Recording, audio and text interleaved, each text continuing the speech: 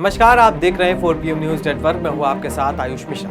देश में अगले साल होने वाले लोकसभा चुनाव को लेकर सियासी तपेश दिन पर दिन बढ़ती जा रही है। इसको लेकर फिर सत्ता पक्ष हो या विपक्ष, सभी ने रणनीति बनाना शुरू कर दी है। लोकसभा चुनाव को ध्यान में रखते हुए विपक्षी दल एकजुट होकर इंडिया गठबंधन बना चुके हैं, लेकिन हाल ही में संपन्न हुए विधानसभा चुनाव में इंडिया गठबंधन बिखरता हुआ नजर आया। और तो और 6 दिसंबर को होने वाली इंडिया गठबंधन की बैठक भी टल गई।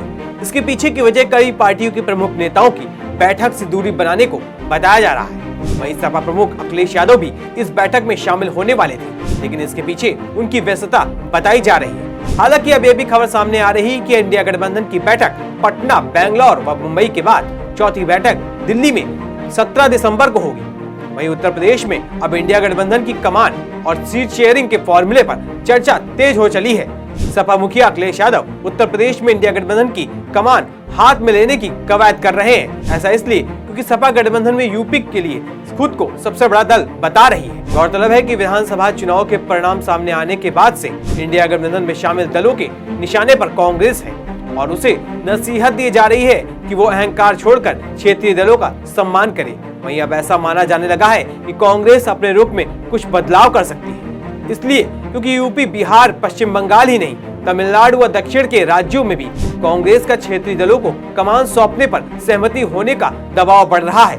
वहीं दूसरी तरफ मध्य प्रदेश, राजस्थान, छत्तीसगढ़, हिमाचल प्रदेश, कर्नाटक समेत कई राज्यों में क्षेत्रीय दल कांग्रेस को मुख्य भूमिका देने को तैयार दिखते हैं। लेकिन सबसे ज्यादा पेच फंसा हुआ है उत्तर प्रदेश को लेकर, जहां मध्य प्रदेश विधानसभा चुनाव के दौरान कांग्रेस और सपा के बीच तल्खियां काफी ज्यादा बढ़ गई।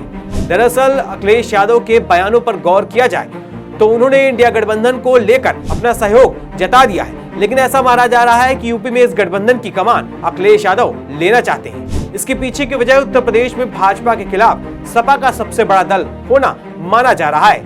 वहीं सपा का कहना है कि राज्य में भाजपा का मुकाबला करने के लिए सपा ही सबसे बड़ी और मजबूत पार्टी है।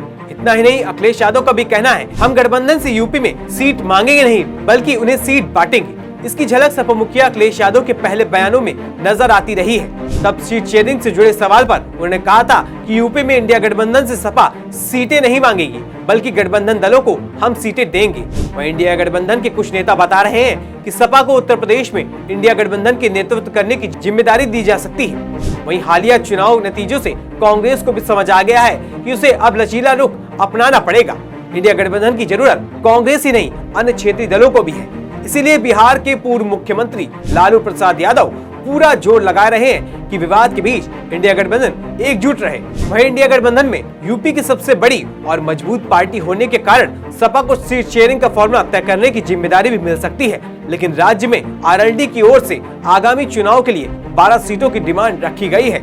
इस वजह से पेच कुछ फंसता हुआ नजर आ रहा है, जबकि सपा के गठबंधन में कांग्रेस और अपना दल कमीरावादी भी होगी। ऐसे में सीट शेयरिंग का फॉर्मूला बनना गठबंधन के लिए एक बड़ी चुनौती वाला काम होगा। तो देखना होगा कि क्या यूपी में इंडिया गठबंधन की कमान अखिलेश यादव को मिलती है या नहीं। आपकी इस मामले पर क्या कुछ कहना है, हमें कमेंट करके जरूर बताएं। इस खबर में बस इतना ही। धन्यवाद।